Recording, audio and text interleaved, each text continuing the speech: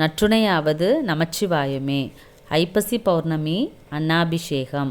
ஒரு மாதத்திலும் வரும் பௌர்ணமியின் சிறப்புகள் பல உண்டு. பொதுவாகவே பௌர்ணமி என்றாலே அம்பாளுக்கு வழிபாடு மிக உத்தமம். பௌர்ணமி அன்று நாம் லலிதா சகஸ்ரநாமம், அபிராமி அந்தாதி எல்லாம் படிப்போம். மற்றொரு சிறப்பு சிவனுக்குரிய கிரிவலம். திருவண்ணாமலையில் லட்சக்கணக்கான பக்தர்கள் கிரிவலம் வந்து அருணாச்சலேஸ்வரரை வழிபாடு செய்வாங்க. தமிழ் மாதத்தில் வர 12 பௌர்ணமிகளுமே மிகவும் விசேஷமானது. இந்த பதிவில் பௌர்ணமி சிறப்புகள் பற்றியும் அன்னாபிஷேகம் பற்றியும் நம்ம பார்க்க போகிறோம். சித்திரை மாதம் சித்ரா பௌர்ணமி, சித்திரை நட்சத்திரம், சித்திரகுப்தன் பிறந்த நாள். வைகாசி பௌர்ணமி விசாக நட்சத்திரம், முருகன் பிறந்த நாள். ஆனி பௌர்ணமி இறைவனுக்கு கனிகளை படைக்கும் நாள். ஆடி பௌர்ணமி பெருமாள் அம்மன் வழிபாடு பண்ணுவோம். ஆவணி பௌர்ணமி ஓணம் பண்டிகையாக நாம் கொண்டாடிட்டுருக்கோம். ஐப்பசி பௌர்ணமி அன்னாபிஷேகம். கார்த்திகை பௌர்ணமி திருமால் மற்றும் பிரம்மா சிவனின் அடிமுடி காண முயன்ற நாள் பெரிய கார்த்திகை.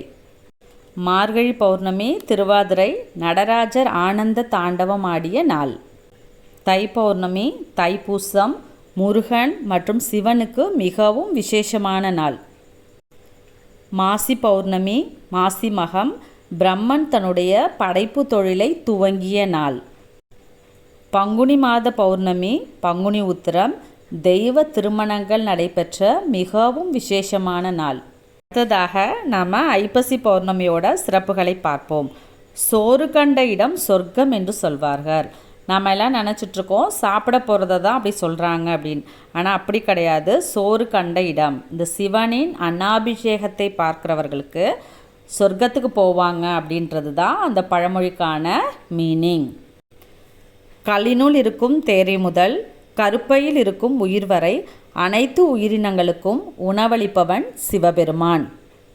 சிவபெருமானுக்கு அன்னத்தால் அபிஷேகம் நடத்தப்படும். சிவன் ஒரு அபிஷேக பிரியர் அப்படின்னு நம்ம எல்லாருக்குமே தெரியும். 16 வகையான பொருட்களால் அபிஷேகம் நடந்தாலும் வருஷத்துக்கு ஒரு முறை அன்னத்தால் நடைபெறக்கூடிய அன்னாபிஷேகம் மிகவும் சிறப்பானது.